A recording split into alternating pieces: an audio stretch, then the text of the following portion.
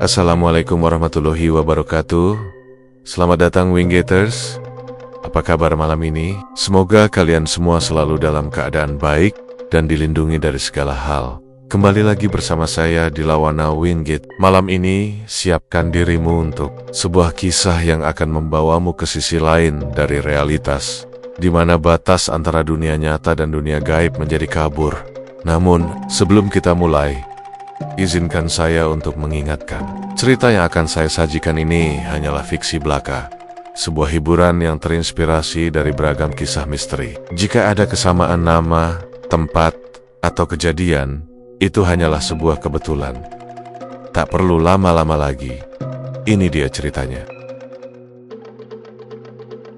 Di sebuah desa kecil yang terletak tidak jauh dari jalan raya penghubung kota, ada sebuah warung lamongan milik seorang pria paruh baya bernama Pak Gunawan. Warungnya sederhana saja, hanya berupa bangunan semi-permanen dengan dinding anyaman bambu di bagian samping dan atap seng yang sudah mulai berkarat. Di depannya, berjejer kursi plastik warna-warni yang sebagian kakinya sudah timpang, meja kayu yang warnanya kusam, dan lampu bohlam kuning yang bergantung rendah berayun pelan tertiup angin malam.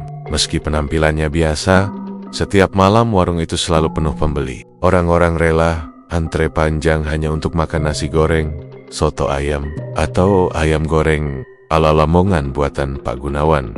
Yang membuat warga heran adalah bukan soal enaknya masakan di warung itu. Karena kalau bicara rasa, ayam gorengnya biasa saja, sotonya pun standar, kuahnya agak terlalu asin bahkan.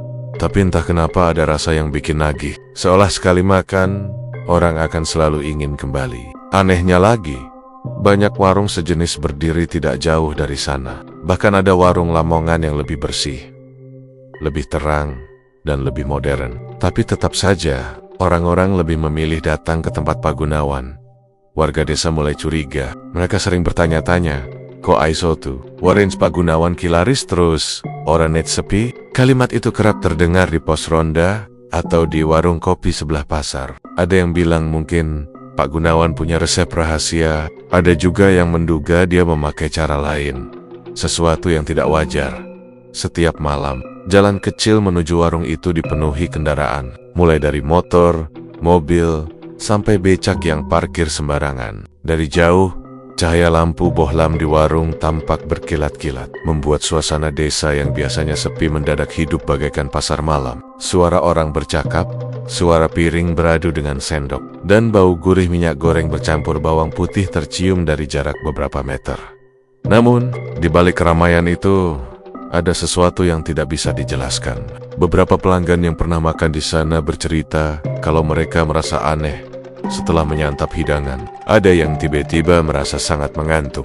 Ada pula yang merasakan tubuhnya lemas tanpa sebab. Salah satu warga, seorang pemuda bernama Bagus, bahkan pernah berkata, "Aku makan di situ cuma sekali, tapi pas pulang rasane kayak ana sing delok nosa kamburi. Aku merinding tenan." Cerita itu cepat menyebar, tapi bukannya membuat orang takut, justru banyak yang makin penasaran untuk mencoba. Warung Pak Gunawan sendiri buka dari sore hingga lewat tengah malam. Anehnya, meski memasak dalam jumlah besar, stok bahan masakan seolah tidak pernah habis. Berapapun banyaknya pembeli yang datang, selalu ada saja makanan tersaji. Pernah suatu kali ada rombongan pekerja proyek datang hampir 20 orang. Mereka semua memesan soto ayam. Warga yang kebetulan lewat heran karena kuali besar tempat kuah soto terlihat hanya tinggal setengah. Tapi, setelah rombongan itu dilayani, kuahnya masih tetap banyak, seolah tidak berkurang. "La iki piye ceritane? Kok aiso kuahe ora entek-entek?" gumam salah satu warga yang memperhatikan dari jauh. Kejadian itu membuat rasa penasaran makin besar. Di desa itu, gosip memang cepat menyebar. Ada yang mengatakan bahwa Pak Gunawan sering terlihat keluar malam sendirian menuju arah hutan kecil di pinggir desa. Tidak ada yang tahu apa yang dia lakukan di sana. Beberapa kali ada warga yang melihatnya membawa bungkusan kain hitam. Ketika ditanya, Pak Gunawan hanya menjawab singkat, "Ngurus ke urusan pribadi, ora usah dipikir." Jawaban itu justru menambah kecurigaan. Selain itu, ada pula cerita bahwa setiap malam Jumat Kliwon, warung itu tutup lebih cepat. Orang-orang mendengar suara-suara aneh dari dalam warung. Padahal lampu sudah dipadamkan. Ada suara langkah kaki yang berat, seperti binatang besar sedang berjalan mondar-mandir. Kadang terdengar suara seperti orang menangis lirih, lalu tiba-tiba berhenti. Suatu malam, seorang bocah kecil yang bermain petak umpet bersama teman-temannya tanpa sengaja mengintip lewat celah dinding warung. Bocah itu langsung menangis ketakutan. Ketika ditanya ibunya, bocah itu hanya bisa berkata terbata-bata, "Aku weruh wong ireng, gede banget matane abang, lungguh nang kursi warung Pak Gunawan." Cerita itu membuat bulu kuduk orang-orang yang mendengarnya berdiri. Meski begitu, anehnya, warung itu tetap tidak pernah sepi pembeli. Orang-orang dari luar desa bahkan rela datang jauh-jauh. Seakan ada daya tarik yang tidak bisa ditolak. Banyak yang berkata, pokoknya kalau sudah makan di sana, pengen balik lagi. Rasanya itu beda, kayak ada sesuatu yang bikin kangen.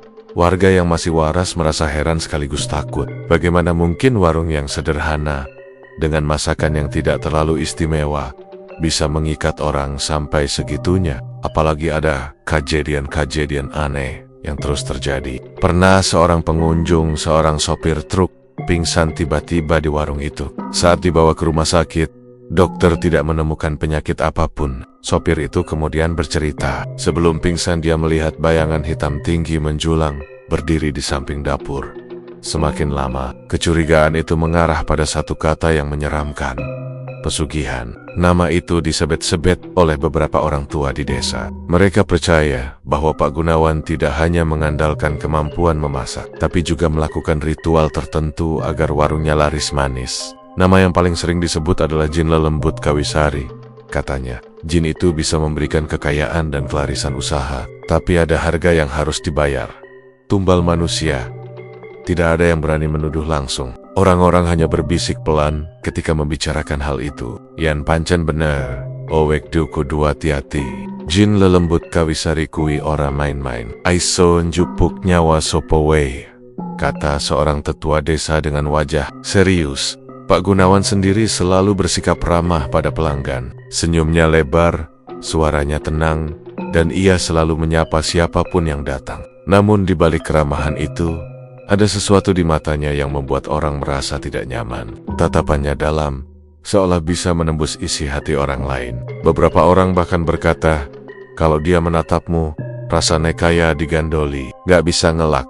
Malam demi malam berlalu, warung itu semakin ramai. Di saat warung lain mengeluh sepi, warung Pak Gunawan justru seperti lautan manusia. Piring-piring berjajar, tangan-tangan sibuk menyendok nasi. Ayam goreng diletakkan bertampuk-tampak di atas nampan, dan bau sambal yang pedas menusuk hidung. Semua orang tampak menikmati makanannya, tertawa, ngobrol, tanpa menyadari bahwa ada sesuatu yang tidak wajar sedang mengintai mereka. Bagi warga desa, warung itu menjadi misteri yang tidak pernah bisa mereka pecahkan. Mereka hanya bisa menatap dari kejauhan, berusaha tidak ikut terlibat. Namun dalam hati kecil mereka, rasa takut mulai tumbuh. Mereka tahu ada sesuatu yang janggal. Ada rahasia kelam yang disembunyikan di balik ramainya warung Lamongan milik Pak Gunawan. Dan semakin lama, desas-desus itu semakin kuat. Orang-orang mulai membicarakan tumbal, korban, dan ritual pesugihan yang diduga dilakukan Pak Gunawan. Tapi tidak ada yang berani membuka mulut lebar-lebar, karena semua tahu, siapapun yang lancang bisa saja menjadi korban berikutnya. Warung itu pun tetap berdiri, tetap ramai, tetap menjadi misteri. Sampai akhirnya ada satu kejadian yang membuat semua orang benar-benar percaya bahwa warung Lamongan Pak Gunawan bukanlah warung biasa. Malam itu angin bertiup pelan menyapu desa. Udara dingin mulai merayap karena jam sudah mendekati tengah malam. Di pos ronda yang terletak di ujung jalan, terlihat beberapa warga duduk melingkar. Ada Pak Jaya yang sudah beruban. Ada Warto yang usianya baru 40-an. Lalu ada dua pemuda desa, Bagus dan Seno. Mereka duduk sambil menyeruput kopi hitam dalam gelas kecil, ditemani gorengan, sisa dagangan dari warung sebelah. Suasana sebenarnya cukup hening. Hanya sesekali terdengar suara jangkrik dan sesekali lolongan anjing dari kejauhan. Namun malam itu, obrolan mereka tidak seperti biasanya. Kowe ngerti ora, aku krungu kabar yen Warins Pak Gunawan kui dudu warung sembarangan, bisik Warto sambil melirik kanan kiri. Bagus yang sedang mengunyah tempe goreng berhenti sejenak, lalu bertanya, maksudmu piye Pak? Warto menunduk sedikit, Suaranya merendah, katane. Pak Gunawan iku duwe pesugihan. Seno yang duduk di samping Bagus langsung menoleh dengan wajah penasaran. Pesugihan opo tuh, Pak? Warto menarik napas panjang, lalu berbisik pelan, "Jin lelembut Kawisari."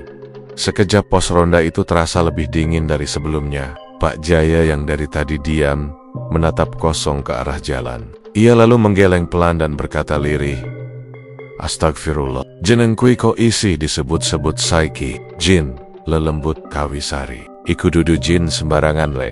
Bagus dan Seno saling berpandangan. Mereka berdua sebenarnya tidak terlalu percaya dengan hal-hal gaib, tapi mendengar nada suara Pak Jaya membuat mereka merinding. "Memang kenapa, Pak? Ceritane, piye?" tanya Seno dengan hati-hati. Pak Jaya menghela napas panjang, seolah sedang mengumpulkan keberanian untuk menceritakan sesuatu yang sudah lama terkubur. "Zaman bien, aku tahu krungu cerita saka mbahku. Jin lelembut Kawisari kuwi makhluk gaib sing njaga alas wingit neng arah kidul kali. Katane, wong-wong sing kepengin sugih lan dagangane laris, bisa njaluk tolong jin kuwi. Tapi kudu ana tumbal. Tumbal dudu sembarangan, bisa nyawa wong, bisa uga roh sing kesasar." Warto mengangguk pelan, membenarkan ucapan Pak Jaya. "Aku yo, krungu ngono, Pak. Lan saiki akeh sing curiga, yen Pak Gunawan singgu sangga njaluk tolong jin kuwi." Bagus menelan ludah, mencoba mencerna apa yang baru ia dengar. "Tapi, kok bisa wong-wong pada yakin? Apa cuma gosip?" Warto menatapnya serius. "Kowe ngerti, ora? Wong sing tau mangan nang kono akeh sing ngeluh sakit aneh, badaning lemprah, awak loro, tapi yen dicek dokter ora ketok penyakit. Ora mangkui, ana uga sing ilang bar usai mangan neng Orange Pak Gunawan. Kaya ditelan bumi, wong-wong percaya yen iku tumbal sing dijupuk jin lelembut Kawisari." Suasana pos ronda semakin mencekam. Kopi yang tadi hangat kini terasa dingin di tenggorokan. Angin malam meniup dedaunan, membuat suara gemerisik seperti bisikan samar. Pak Jaya kemudian menambahkan, "Aku ora kaget nenek gosip iki bener. Wong aku diwis tau krungu suara aneh saka Warinjip pas malam Jumat Kliwon. Waktu iku aku liwat, lampune mati kabeh. Nanging aku krungu suara kaya wong nangis. Terus disusul suara kaya kewan gede mlaku. Aku langsung dodok, ora wani nengok maneh." Mendengar cerita itu, bulu kuduk Bagus berdiri. Ia mencoba menutupi rasa takut dengan tertawa kecil, tapi tawanya terdengar kaku. "Wah ya, nenek bener ngono berarti warga sing sering mangan kono bahaya dong." Seno ikut menimpali, "Tapi kok wong-wong tetep wae akeh sing mlebu. Padahal wis akeh sing cerita ngeri soal warung kuwi." Pak Jaya menatap keduanya dalam-dalam, lalu berkata pelan, "Le, kowe kudu ngerti, yen jin wis melu campur, wong-wong sing ketarik iku ora sadar, kaya dihipnotis. Orange ketok biasa, manganane ketok enak, nanging sejatine wong-wong kuwi digandoli jin. Dadi sanajan krungu gosip serem, tetep wae bali meneh." Kalimat itu membuat suasana semakin berat. Hening sejenak menyelimuti pos ronda. Hanya terdengar suara angin dan gelegar kayu bambu yang beradu karena tertiup. Kemudian Warto melanjutkan, "Aku isih kelingan, beberapa minggu kepungkur, ana tukang bangunan saka kota sing kerja nang desa kene. Wong iku mangan nang Orange Pak Gunawan, terus pas esuk-esuke ditemokake mati nang kamar kontrakane. Aneh ora ono tanda-tanda penyakit utawa bekas ciloko. Wong-wong percaya nenek nyawane dijupuk dadi tumbal." Bagus semakin tidak bisa berkata-kata. Rasa penasarannya bercampur dengan rasa takut. Ia sendiri pernah makan di warung itu sekali, dan memang rasanya seperti ada sesuatu yang menempel di lidahnya. Enak tapi aneh, seolah membuat dirinya ingin kembali meski hatinya ragu. Seno tiba-tiba bergidik. Aku ora ngerti kudu percaya opo ora, tapi nenek kowe kabeh cerita ngono. Aku dadi ora wani mlebu kono maneh." Pak Jaya menghela napas panjang, menepuk bahu Seno. "Sing penting, hati-hati we. Lek nek pancen warung kuwi dijaga jin lelembut Kawisari, wong sing sembrono bisa cilaka. Aku mung nyaraneke, aja sembarangan mlebu yen ora perlu." Obrolan itu berlanjut hampir 1 jam. Mereka membicarakan berbagai gosip lain yang beredar. Ada yang mengatakan pernah melihat Pak Gunawan membawa kendi besar ke arah hutan di malam buta. Ada juga yang mengaku melihat bayangan hitam berdiri di pojok warung, padahal tidak ada siapa-siapa. Bahkan seorang ibu-ibu pernah berkata bahwa sambal di warung itu punya rasa aneh, seolah bercampur dengan bau besi karatan. Namun yang paling menakutkan adalah cerita tentang suara-suara gaib. Beberapa orang yang rumahnya dekat dengan warung mengaku sering mendengar bisikan samar di telinga saat malam hari. Bisikan itu tidak jelas, tapi seperti memanggil-manggil, "Mampirlah, mampir." Suara itu membuat mereka merinding dan sulit tidur.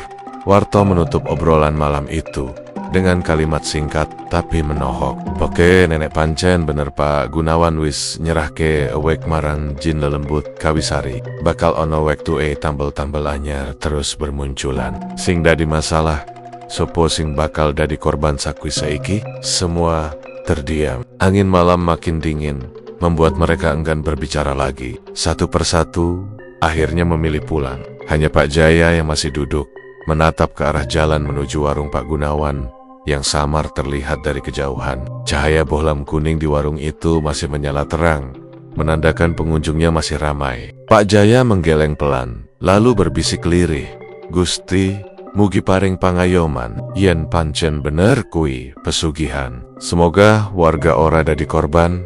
Malam itu menjadi awal dari rasa was-was yang semakin dalam di hati warga desa. Gosip tentang pesugihan bukan lagi sekadar bisikan kecil, tapi sudah menjadi ketakutan bersama. Meski tidak ada yang berani menegur langsung, mereka semua tahu ada sesuatu yang tidak beres di balik keramaian warung Lamongan Pak Gunawan. Dan nama itu jin lelembut Kawisari terus terngiang di telinga mereka, menimbulkan bayangan mengerikan yang sulit dihapus. Sejak gosip tentang pesugihan itu semakin meluas, kejadian-kejadian aneh di sekitar warung Pak Gunawan makin sering terjadi. Orang-orang yang tadinya hanya mendengar cerita samar kini mulai melihat sendiri tanda-tanda yang membuat bulu kuduk merinding. Awalnya hanya cerita ringan tentang orang yang sakit setelah makan di sana, tapi lambat laun jumlahnya semakin banyak. Seorang pemuda bernama Harry, tukang ojek yang sering mangkal di depan pasar, suatu malam pulang dengan tubuh gemetar. Ia mengaku baru saja makan nasi goreng di warung Pak Gunawan. Ketika sampai rumah, ia langsung jatuh pingsan. Istrinya panik, membangunkannya berkali-kali, tapi tubuhnya terasa kaku. Setelah 1 jam lebih, barulah Harry sadar. Namun wajahnya tampak sangat pucat, matanya sayu, seakan kehilangan separuh tenaganya. Ia berkata lirih, "Aku krungu suara bisik-bisik pas mangan kono. Kaya ono sing nyebut jenengku saka pojokan warung. Nanging pas aku noleh, ora ono wong siji wae." Cerita itu menyebar cepat. Warga mulai percaya bahwa setiap orang yang makan di sana akan meninggalkan sesuatu dari dirinya. Entah tenaga, entah roh yang diambil oleh jin penjaga warung itu. Ada pula kisah seorang bapak yang hilang usai makan sate ayam di warung tersebut. Namanya Pak Mardi, seorang pedagang keliling. Malam itu ia terakhir kali terlihat sedang duduk di warung Pak Gunawan sambil bercanda dengan pembeli lain. Namun setelahnya, ia tidak pernah pulang. Motornya ditemukan masih terparkir di pinggir jalan, tapi orangnya lenyap tanpa jejak. Warga desa geger. Keluarganya melapor ke kepala desa, lalu dilakukan pencarian. Mereka menyisir jalan, ladang, bahkan sampai ke tepi hutan kecil yang ada di belakang desa. Namun, hasilnya nihil. Hilangnya Pak Mardi menambah panjang daftar misteri yang tidak terpecahkan. Banyak yang yakin ia telah dijadikan tumbal. Meski demikian, yang membuat orang semakin bingung adalah kenyataan bahwa warung itu tetap saja ramai. Bahkan semakin ramai setelah gosip-gosip itu merebak. Orang-orang dari desa sebelah yang mendengar cerita menyeramkan justru datang karena penasaran. Mereka ingin membuktikan sendiri. Dan anehnya, begitu mereka mencicipi makanan di sana, kebanyakan dari mereka malah ketagihan. "Inok tenen, beda karo warung liane," begitu komentar mereka. Seakan-akan mulut mereka tidak bisa berbohong. Meski hati kecil mereka merasa ada yang janggal. Salah satu pemuda desa, Bagus, yang sebelumnya sudah mendengar cerita di pos ronda, mencoba menahan diri untuk tidak kembali ke warung itu. Namun suatu malam, rasa penasaran mengalahkan rasa takut. Ia diajak teman-temannya nongkrong, dan tanpa sadar langkahnya berhenti di depan warung Pak Gunawan. Lampu bohlam kuning yang menggantung di depan warung tampak berkilau aneh, seperti memanggil-manggil. Bau harum bawang goreng tercium kuat, membuat perutnya keroncongan. "Kita makan di sini aja, Gus. ajak salah satu temannya. Bagus sebenarnya ingin menolak, tapi mulutnya terasa keluh, seolah ada dorongan dari dalam dirinya untuk masuk. "Ya, ayo," jawabnya singkat. Mereka pun duduk di kursi plastik yang berderet. Warung penuh sesak. Suara orang bercakap saling bersahutan. Tapi entah kenapa Bagus merasa ada suasana lain yang tidak bisa dijelaskan. Saat ia menoleh ke arah dapur, ia melihat sekilas bayangan hitam berdiri di dekat kuali besar. Bayangan itu tinggi, jauh lebih tinggi dari manusia normal. Namun ketika ia mengedipkan mata, bayangan itu lenyap begitu saja. Hatinya berdegup kencang. Ia mencoba menenangkan diri. Tak lama kemudian, pesanan mereka datang. Sepiring nasi putih dengan ayam goreng, sambal merah, dan lalapan. Rasanya memang enak, gurih, dan pedasnya pas. Tapi di balik rasa itu, Bagus merasakan sesuatu yang aneh. Lidahnya seakan terbakar, bukan oleh pedas, melainkan oleh sesuatu yang membuat kepalanya pening. Ia mencoba berhenti makan, tapi tangannya terus saja bergerak menyuapkan makanan ke mulut. Teman-temannya tertawa riang, menikmati hidangan. Sementara Bagus hanya bisa terdiam, dengan jantung berdebar.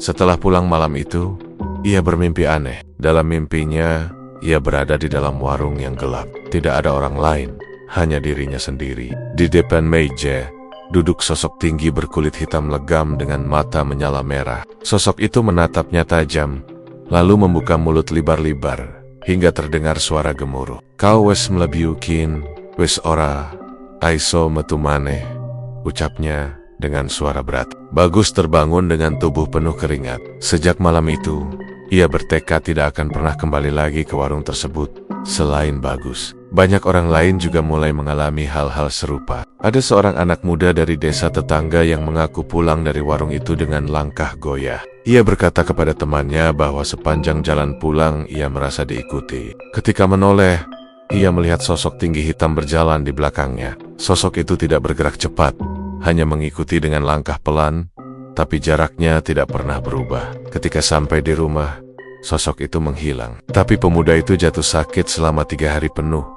Cerita demi cerita menambah ketakutan warga. Namun ironisnya, mereka tidak bisa berbuat apa-apa. Tidak ada yang berani menegur Pak Gunawan. Orang-orang hanya bisa berbisik di belakang. Mereka takut kalau sampai salah bicara, mereka akan kena santet. "Ojo sembrono, nenek ngomong ke wong sing diduga pesugihan kui. Iso silaka awake do." Begitu pesan para orang tua. Kecurigaan semakin kuat ketika seorang ibu-ibu bernama Bumina bercerita bahwa ia pernah melihat sendiri Pak Gunawan berjalan ke arah hutan tengah malam. Dari kejauhan, ia melihat Pak Gunawan membawa sesuatu yang dibungkus kain putih. Bumina sempat ingin memanggil, tapi mulutnya keluh, suaranya tidak bisa keluar. Yang lebih aneh, di sekitar Pak Gunawan ada cahaya merah redup yang bergerak mengikuti langkahnya. Bumina akhirnya lari terbirit-birit, tidak berani menoleh lagi. Kejadian-kejadian itu membuat sebagian warga mulai memilih untuk tidak lagi makan di warung tersebut. Namun, orang luar desa justru semakin ramai berdatangan. Hal itu membuat situasi semakin sulit. Warga lokal yang takut hanya bisa menonton dari kejauhan, sementara tawa dan canda para pembeli terdengar setiap malam, seolah mereka tidak menyadari bahaya yang sedang mengintai. Warung kui kaya duwe panggilan gaib, kata Pak Jaya suatu malam di pos ronda. "Sopo wae sing liwat panggen mampir, sanajan ngerti gosip, tetep wae mlebu. Kui tandane yen pancen ana sing delokna saka alam liyo." Ucapan itu terasa masuk akal bagi warga. Semakin hari, tanda-tanda aneh semakin jelas. Kadang ada orang yang makan di sana, tapi ketika diperhatikan, wajahnya tampak kosong. Matanya melotot seperti orang kesurupan. Namun, orang itu tetap makan dengan lahap, bahkan sampai tersedak, lalu minum dengan terburu-buru. Setelah selesai, ia pergi begitu saja tanpa berbicara sepatah kata pun. Ada juga yang mengatakan bahwa jika melihat warung itu dari kejauhan, kadang terlihat lebih besar daripada aslinya. Seperti sebuah rumah makan megah dengan lampu terang benderang. Padahal, ketika didekati, warung itu hanya bangunan sederhana. Seolah ada ilusi yang diciptakan untuk menipu mata. Kecurigaan makin memuncak ketika beberapa orang mulai menghubungkan kejadian hilangnya orang dengan malam-malam tertentu. Setiap kali ada yang hilang, biasanya itu terjadi setelah malam Jumat Kliwon. Warga menduga bahwa pada malam itu, Pak Gunawan melakukan ritual khusus. Mereka percaya bahwa jin yang dipeliharanya haus tumbal pada waktu-waktu tertentu, sehingga harus dipenuhi agar warung tetap ramai. Semua bisikan itu membuat suasana desa semakin mencekam. Warga hidup dalam rasa was-was, tidak berani bicara terlalu keras. Mereka tahu ada rahasia kelam yang bersemayam di balik kesuksesan warung Lamongan Pak Gunawan. Dan setiap malam, ketika lampu bohlam kuning itu menyala, seakan ada mata tak kasat mata yang ikut menatap mereka dari balik kegelapan. Malam itu, udara desa begitu sunyi. Hanya suara jangkrik dan sesekali anjing menggonggong dari kejauhan. Warto, seorang warga yang terkenal suka penasaran dan agak nekat, memutuskan untuk membuktikan sendiri gosip yang selama ini ia dengar. Ia menunggu sampai warung Pak Gunawan tutup, lalu diam-diam mengikuti langkah pemilik warung itu dari kejauhan. Warung biasanya tutup sekitar jam 11 malam, tapi entah mengapa malam itu Pak Gunawan terlihat tidak langsung pulang. Lampu bohlam kuning masih menyala, menerangi meja-meja kosong. Warto bersembunyi di balik pohon besar di seberang jalan, menahan napas agar tidak ketahuan. Dari tempatnya, ia melihat Pak Gunawan duduk bersila di depan kuali besar bekas gorengan. Tangannya menggenggam sesuatu yang dibungkus kain putih. Suasana terasa aneh. Angin tiba-tiba bertiup lebih kencang, meski sebelumnya malam begitu tenang. Daun-daun bergoyang, ranting pohon berderak, membuat bulu kuduk Warto berdiri. Ia memperhatikan dengan seksama. Mulut Pak Gunawan bergerak-gerak, seperti sedang membaca sesuatu. Suaranya pelan, namun jelas bukan doa biasa. Lirih, berat dan asing. Kata-kata yang keluar seperti kawisari, lelembut, tumbal, terdengar samar. Ya Allah, iki beneran dukun? Opo piye? Bisik Warto dalam hati. Ia menelan ludah, tapi tetap menahan diri untuk tidak beranjak. Tiba-tiba, dari arah belakang warung, angin berhembus lebih kencang lagi. Dinginnya menusuk tulang. Warto melihat asap tipis keluar dari kuali, padahal tidak ada api. Asap itu membentuk pusaran, lalu perlahan membesar. Dan dari pusaran itu, muncul sosok hitam tinggi besar. Tubuhnya seperti bayangan pekat.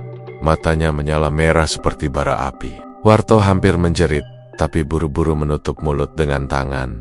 Sosok itu berdiri menjulang. Kepalanya hampir menyentuh atap warung. Suaranya berat, seperti bergema dari dalam tanah. Gunawan, apa sing kowe bawa kanggo aku? Pak Gunawan menunduk, lalu meletakkan bungkusan kain putih itu di tanah. Dengan suara lirih, ia berkata, "Iki danyang kawisari, tumbal saka wong sing wis tak janjeke, mangga nampi."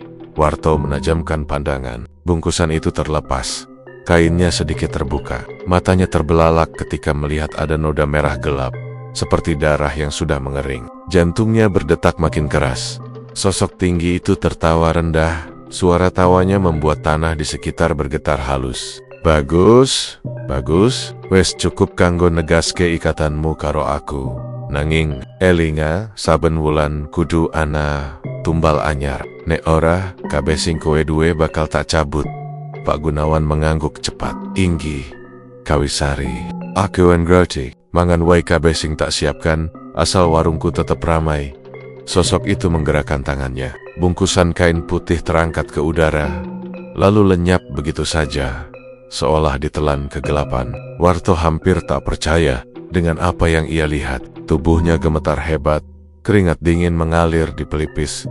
Namun kejadian mengerikan belum selesai. Sosok itu kemudian mengeluarkan suara aneh, seperti raungan panjang. Tiba-tiba dari arah tanah di sekitar warung, muncul bayangan-bayangan kecil, mirip tangan-tangan yang keluar dari dalam bumi merai-rai ke udara. Suara tangisan lirih terdengar, samar-samar seperti jeritan orang-orang yang tersesat. Warto menutup telinga, tapi suara itu tetap menembus. Celonggi, tulungi aku.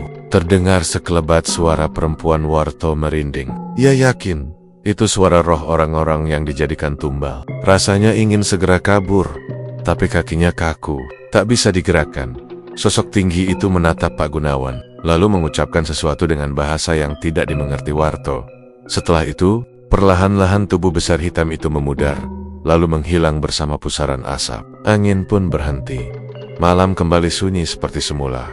Pak Gunawan duduk terdiam. Wajahnya tampak pucat meski ia mencoba tenang. Ia menghela napas panjang, lalu berdiri, membereskan kuali, dan masuk ke dalam rumah kecil di samping warung. Barulah setelah itu Warto merasa bisa menggerakkan kakinya lagi. Tanpa pikir panjang, ia lari terberit-berit meninggalkan tempat itu. Nafasnya tersengal, kakinya hampir tersandung batu, tapi ia tak peduli. Begitu sampai rumah, ia langsung mengunci pintu rapat-rapat, duduk di lantai sambil menutup wajah dengan tangan. Astagfirullah. Sing, tak delok barusan. Dudu manusia biasa. Malam itu Warto tidak bisa tidur. Bayangan sosok hitam dengan mata merah itu terus menghantui pikirannya. Suara jeritan samar-samar seperti masih terdengar di telinganya. Ia ingin menceritakan kepada warga lain, tapi lidahnya keluh. Ada ketakutan yang menahan, seakan jika ia bicara sembarangan, sesuatu yang buruk akan menimpanya. Namun rahasia sebesar itu tidak mungkin ia simpan selamanya. Beberapa hari kemudian, di pos ronda, Warto akhirnya membuka suara. Dengan nada berbisik, ia bercerita kepada dua temannya, Surip dan Karman. Awalnya mereka tertawa, menganggap Warto kebanyakan nonton film horor. Tapi ketika Warto menceritakan detail demi detail, wajahnya yang pucat, keringat dingin di dahinya, membuat mereka mulai percaya. Wart, kowe yakin sing kowe delok kuwi beneran? Tanya Surip dengan suara bergetar. Yakin, Rip. Aku krungu dewe jenenge Jin, lelembut, kawisari, ora main-main, sing tadelok ngegirisi, tenan. Aku nganti ora iso turu, jawab Warto. Karman menghela napas panjang. Neken bener kabeh gosip sing wis suwe digunjing ke wong desa, pantes we Orange ora tahu sepi. Sejak saat itu, kecurigaan warga semakin kuat. Namun masalahnya, tidak ada yang berani melapor ke pihak berwajib. Semua takut kalau melibatkan polisi. Justru mereka yang kena bala. Apalagi kalau memang benar ada makhluk gaib yang menjaga warung itu. Malam-malam berikutnya, beberapa warga lain mencoba mengintai juga. Mereka tidak melihat penampakan sebesar yang dilihat Warto, tapi memang sering terlihat hal-hal ganjil. Ada yang melihat cahaya merah menyala di dalam warung, padahal lampu sudah dimatikan. Ada pula yang mendengar suara orang berbisik-bisik meski warung sudah kosong. Semua tanda itu makin menguatkan dugaan bahwa ritual tengah malam memang nyata. Dan semakin lama, warga merasa bahwa bukan hanya warung itu yang terkutuk, tapi seluruh desa mulai ikut kena imbas. Banyak orang mengeluh sering sakit. Anak-anak kecil sering terbangun tengah malam sambil menangis tanpa sebab. Dan beberapa ternak mendadak mati. Warto sendiri semakin hari semakin dihantui. Setiap malam, ia sering bermimpi sama. Sosok hitam besar berdiri di depan rumahnya, menatap tajam dengan mata merah menyala. Kadang ia mendengar suara berat itu berkata, "Aja nyerita kaki sopowei, nenek ora, nyawamu sing dadi tumbal sabanjure." Ia bangun dengan tubuh basah oleh keringat, napas tersengal, dan ketakutan luar biasa. Ia merasa hidupnya tidak lagi tenang setelah malam itu. Namun meski ketakutan itu begitu besar, Warto tahu satu hal. Semua kecurigaan warga kini punya bukti nyata. Ritual tengah malam itu bukan sekadar gosip. Itu nyata. Dan warung Pak Gunawan memang menyimpan rahasia kelam yang mengerikan. Keesokan harinya, kabar buruk menyebar cepat ke seluruh desa. Seorang anak kecil bernama Joko, berusia 8 tahun, tiba-tiba hilang tanpa jejak. Sejak subuh, orang tuanya, Bu Marni dan Pak Saimin, sudah kelabakan mencari kemana-mana. Joko terakhir terlihat masih bermain di halaman rumah menjelang maghrib kemarin. Setelah itu, entah kemana. Hingga pagi tiba, bocah itu tidak pernah kembali. Warga berbandong-bandong ikut mencari. Ada yang masuk ke kebun bambu, ada yang menyisir tepi sungai, ada juga yang berteriak-teriak memanggil namanya. Namun hasilnya nihil. Tak ada satupun jejak yang ditemukan.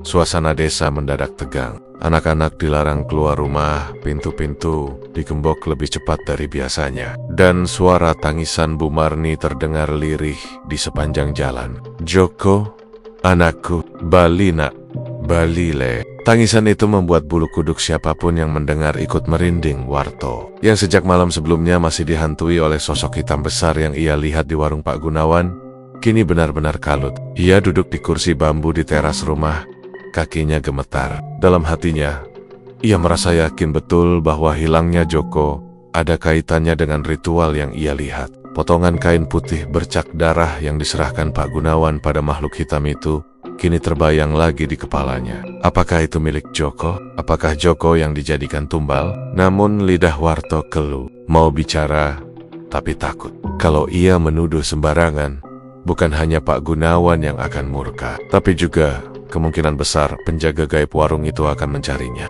Warto bergemam sendiri, Gustiala, kulo kedah piye yen tak kritake.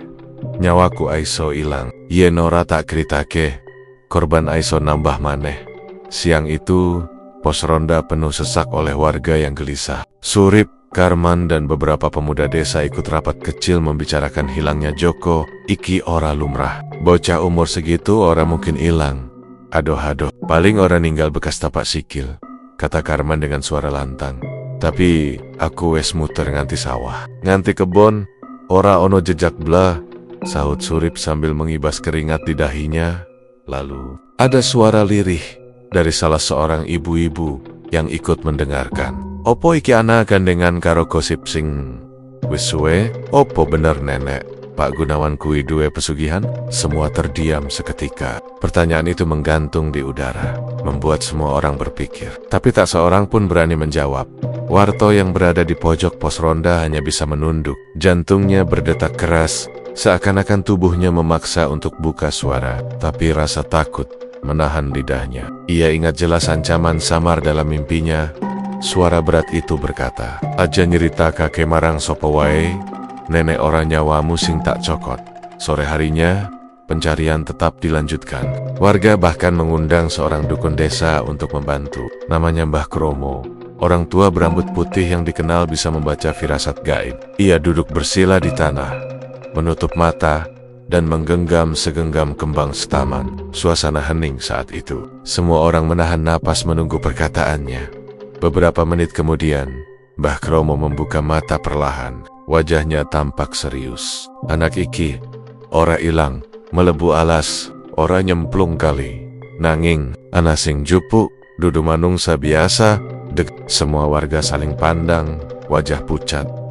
Bulu kuduk merinding. Mbah, maksudnya piye? Tanya Pak RT dengan suara bergetar. Mbah Kromo menarik napas panjang. Aku krungu jerit alis saka alam liyo. Anake iki dijupuk kanggo dadi tumbal. Sing nek jin lelembut. Warga langsung heboh. Beberapa ibu-ibu berteriak histeris. Sebagian lain menutup mulut dengan tangan. Nama jin lelembut kembali muncul. Sama persis dengan yang Warto dengar sendiri dari mulut makhluk hitam di warung Pak Gunawan. Kini hatinya semakin yakin bahwa semua ini saling berkaitan.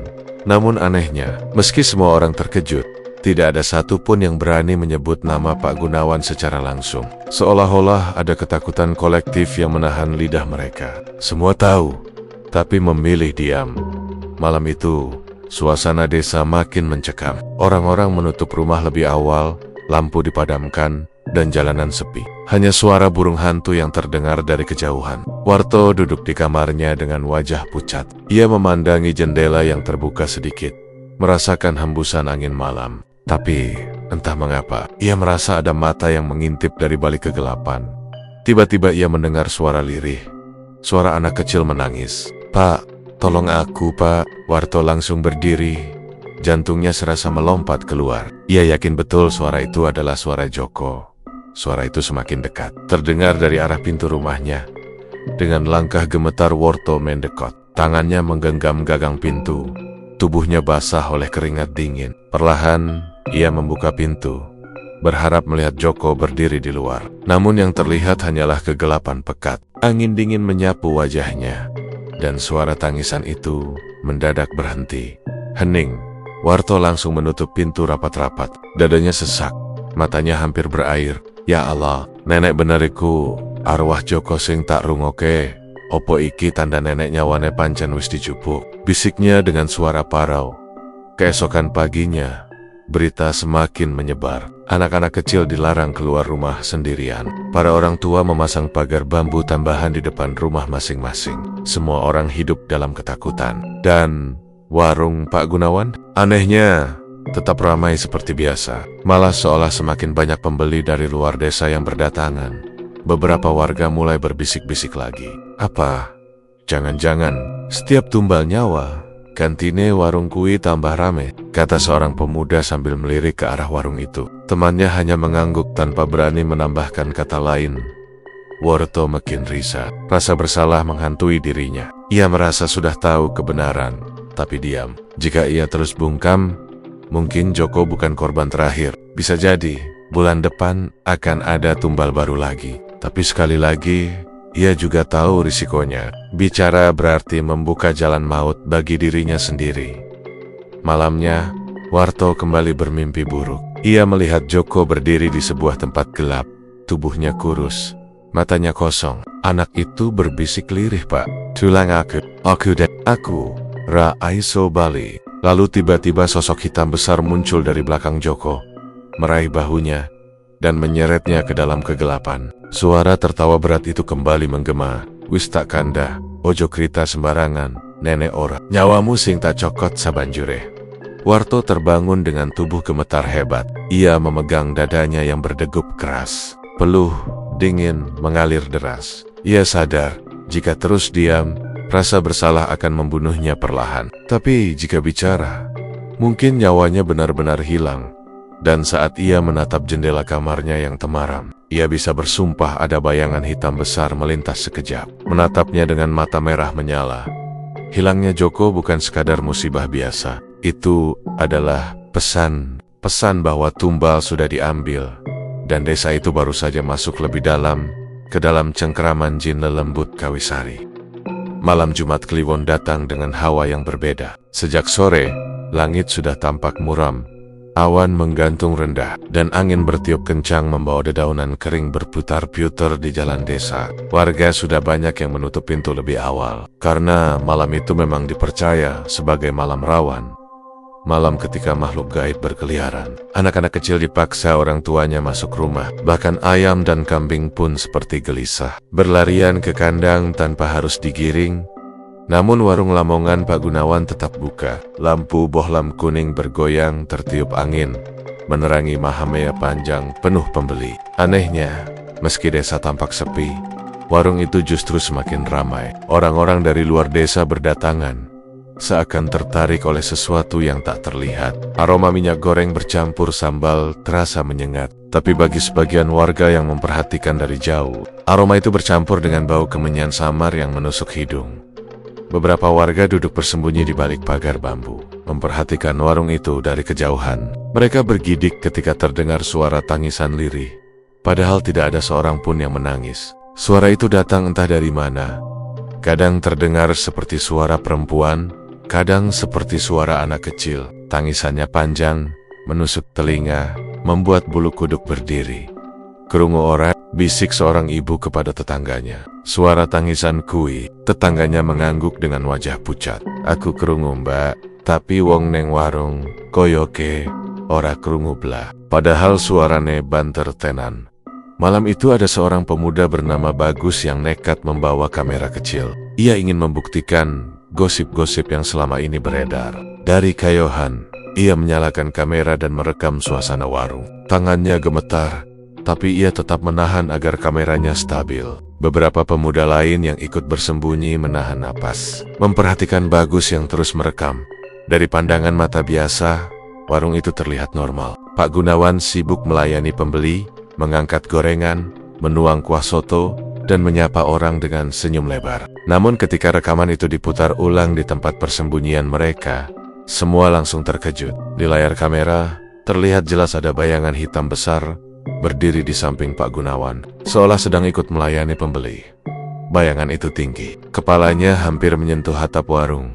Tubuhnya seperti gumpalan asap pekat. Matanya dua titik merah menyala, sesekali menoleh ke arah kamera, membuat semua yang melihat rekaman itu langsung menjerit tertahan. "Ya Allah, suara Bagus bergetar, hampir menjatuhkan kameranya. "Lelembut Kawisari," bisik seorang pemuda lain dengan wajah pucat pasi. Semua terdiam. Suara jangkrik yang biasanya nyaring mendadak tak terdengar, seolah alam pun ikut membeku menyaksikan rekaman itu. Beberapa detik kemudian, layar kamera Bagus menampilkan hal yang lebih mengerikan. Saat Pak Gunawan tersenyum kepada salah satu pembeli, bayangan hitam itu membuka mulutnya lebar-lebar, seolah menelan bayangan tubuh si pembeli. Anehnya, pembeli itu tetap duduk tenang, makan seperti biasa, tidak sadar bahwa ada sesuatu yang sedang melahap bayangan hidupnya. Warto yang ikut menyaksikan rekaman itu langsung teringat pada orang-orang yang pernah jatuh sakit setelah makan di warung Pak Gunawan, wajah pucat, tubuh lemas, seperti kehilangan tenaga. Kini semuanya masuk akal. Itu bukan sekadar sakit biasa, itu karena roh mereka sedang dimakan perlahan oleh lelembut Kawisari. Malam semakin larut, tapi warung masih ramai. Angin makin kencang, membawa suara-suara aneh. Ada yang seperti suara gamelan samar, ada pula seperti orang berbisik dari balik pepohonan. Seorang ibu-ibu yang kebetulan lewat buru-buru berlari pulang, sambil bergumam lirih, "Astagfirullah, iki dudu warung manungsa maneh, iki omah hisiten." Sementara itu, di pos ronda, beberapa warga yang tidak ikut mengintai masih duduk gelisah. Mereka mendengar kabar dari mulut ke mulut bahwa rekaman kamera bagus menangkap sesuatu. Surip dan Karman akhirnya datang membawa kabar itu. Mereka menceritakan dengan nada panik bahwa benar ada bayangan hitam besar di samping Pak Gunawan.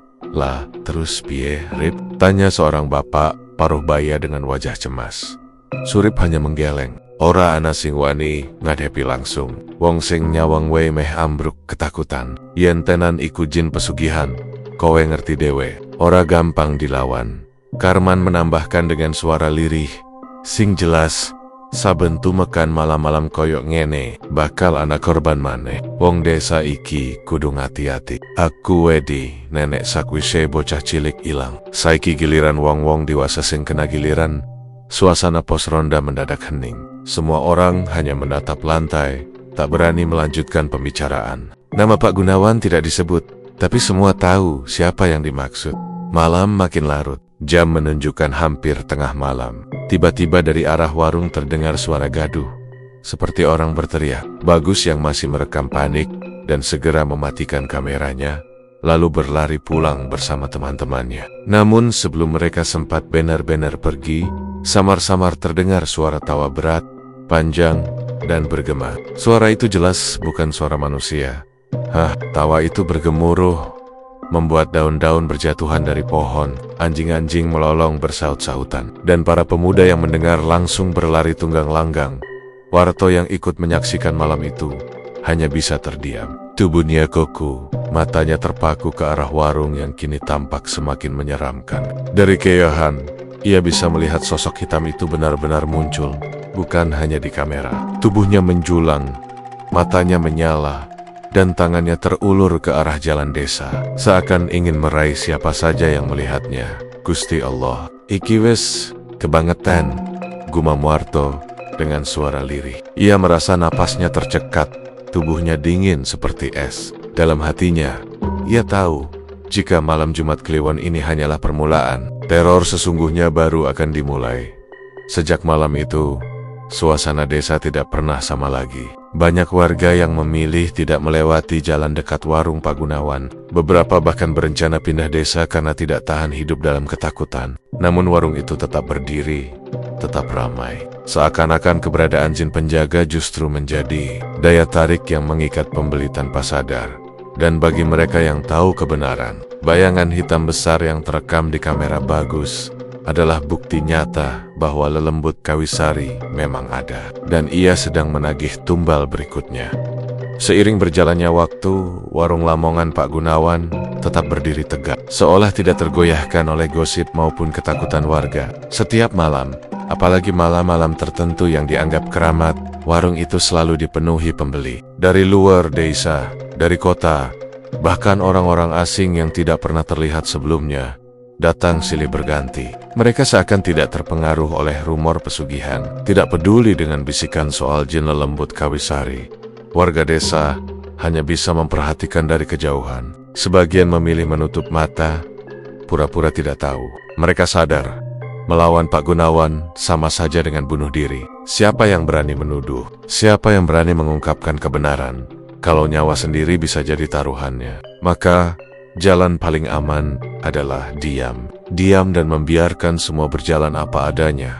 Namun diam bukan berarti hati mereka tenang. Setiap kali ada kabar orang hilang, entah anak kecil, entah pemuda perantau, Yang mampir pikirannya langsung tertuju ke warung itu. Apalagi ketika ada kabar orang jatuh sakit, tiba-tiba setelah makan di sana. Tubuhnya kurus kering, wajahnya pucat, dan dalam waktu singkat meninggal. Warga hanya bisa berbisik lirih. Iki mesti wis dadi tumbale lelembut kawisari. Warto, orang yang pernah mengintai ritual Pak Gunawan, sejak malam itu, hidupnya tidak pernah sama. Setiap malam ia dihantui mimpi buruk. Dalam tidurnya, ia melihat bayangan hitam besar menatapnya. Matanya merah menyala, mulutnya terkekeh sambil menyebut namanya, Warto. Giliranmu bakal teka. Ia selalu terbangun dengan keringat dingin, tubuh gemetar, dan nafas memburu. Ia ingin bercerita kepada orang lain, tapi lidahnya seakan terkunci. Setiap kali ia hendak membuka mulut, perutnya terasa mual, kepalanya pusing, bahkan pernah ia sampai jatuh pingsan. Seolah ada kekuatan yang melarangnya untuk menyebarkan kebenaran. Dalam hati kecilnya, Warto menyesal sudah terlalu jauh mencampuri urusan Pak Gunawan. Tapi penyesalan itu terlambat, karena hidupnya kini tidak pernah lepas dari bayangan gelap.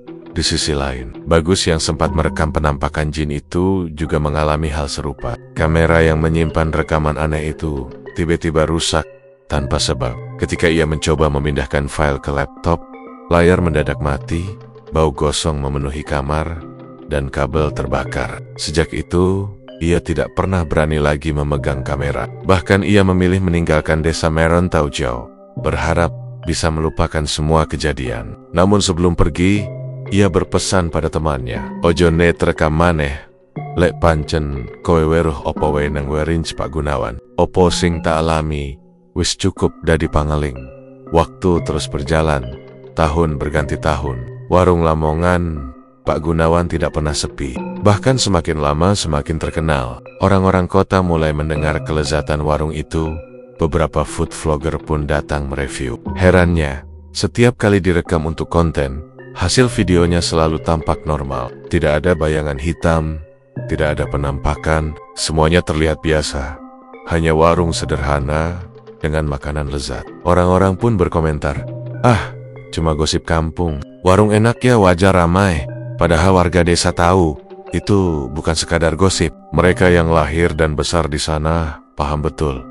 Ada sesuatu yang tidak bisa dijelaskan dengan akal. Mereka tahu, ada yang hilang, ada yang dikorbankan, ada sesuatu yang dipertahankan dengan cara yang tidak manusiawi. Tapi siapa yang berani angkat suara? Tidak ada. Semua memilih bungkam. Malam-malam tertentu, terutama Jumat Kliwon, masih sering terdengar suara tangisan di sekitar warung. Kadang suara perempuan, kadang suara anak kecil. Suara itu terdengar jelas, membuat bulu kuduk berdiri. Namun anehnya, pembeli di dalam warung tidak pernah mendengar apa-apa. Mereka tetap makan dengan lahap, tertawa, ngobrol, seakan berada di tempat normal. Seolah-olah hanya warga desa saja yang bisa merasakan kengerian itu. Suatu ketika, ada seorang kiai dari desa sebelah yang datang. Ia sengaja mampir untuk memastikan gosip yang beredar. Malam itu, ia duduk di salah satu meja, memesan soto ayam. Warga yang mengetahui keberadaannya diam-diam mengintai dari luar, berharap sang kiai bisa mengungkap rahasia Pak Gunawan. Namun tidak lama setelah suapan pertama, wajah kiai itu berubah pucat. Ia terbatuk keras, matanya merah, dan tubuhnya gemetar. Tiba-tiba ia berdiri, meninggalkan warung dengan tergesa-gesa. Di luar warung, ia berkata lirih kepada beberapa warga yang mendekat, "Ana sing ora bener nang kono, tapi aku ora iso campur. Kuwi wis dudu urusan manungsa maneh." Setelah itu, sang kiai pergi tanpa pernah kembali. Warga semakin yakin bahwa pesugihan itu nyata, tapi semakin yakin, semakin mereka takut. Dan semakin takut, semakin mereka memilih bungkam. Tahun demi tahun berlalu, generasi berganti. Ada yang meninggal, ada yang lahir, tapi warung Pak Gunawan tetap sama. Anehnya, Pak Gunawan tidak pernah terlihat tua. Rambutnya hanya sedikit memutih, wajahnya tetap segar, tenaganya tetap kuat seperti dulu. Orang-orang mulai bertanya dalam hati, "Iki wong opo dudu? Kok kaya ora sepuh-sepuh?" Tapi lagi-lagi, tidak ada yang berani melontarkan pertanyaan itu secara langsung. Seiring dengan itu, jumlah orang hilang yang tidak jelas kabarnya juga semakin banyak. Tidak pernah ada bukti, tidak pernah ada jejak, Tapi selalu ada cerita orang yang terakhir terlihat di sekitar warung itu. Ada yang dari luar kota, ada juga dari desa lain. Warga hanya bisa menelan pahit karena tahu tidak mungkin bisa menuduh tanpa bukti.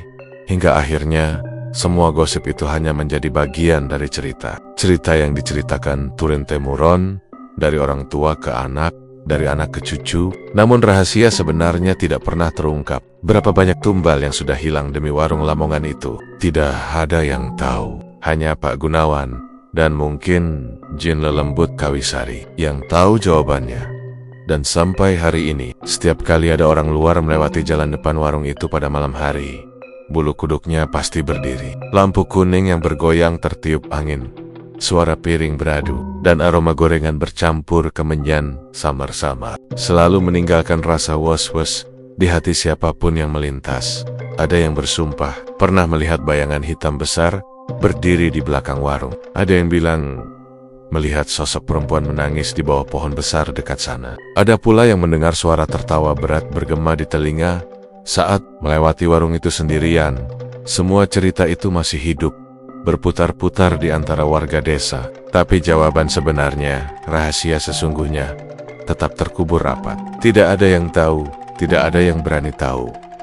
Karena di balik ramainya warung Lamongan Pak Gunawan, ada misteri yang tidak bisa diurai. Misteri yang membuat siapapun berpikir dua kali sebelum berani mengungkap. Dan mungkin memang begitulah seharusnya. Ada hal-hal yang tidak ditakdirkan untuk diceritakan terang-terangan. Ada rahasia yang akan selamanya menjadi rahasia. Dan di sanalah teror mistis itu tetap hidup, bersemayam di tengah keramaian, mengintai tumbal berikutnya yang bahkan tidak sadar dirinya sedang dipilih. Sing penting ojo nganti melu-melu, le ora arep cilaka. Begitu selalu pesan orang-orang tua desa kepada anak cucunya. Sebuah kalimat sederhana, tapi menyimpan ketakutan yang tak pernah hilang. Maka sampai kapanpun, warung Lamongan Pak Gunawan akan tetap berdiri sebagai misteri yang tidak pernah terungkap. Dan begitulah Winggetters, kisah malam ini telah usai. Semoga kalian menikmati setiap ketegangan dan misteri yang telah kita selami bersama. Ingatlah, di setiap sudut yang gelap, ada cerita yang menunggu untuk diceritakan. Jaga diri kalian baik-baik, selalu waspada, dan jangan pernah lupa untuk terus berdoa. Terima kasih sudah menemani saya malam ini. Jangan lupa untuk like, subscribe, dan nyalakan lonceng notifikasi, agar tidak ketinggalan kisah-kisah menyeramkan lainnya dari Lawana Wingkit. Sampai jumpa di episode berikutnya.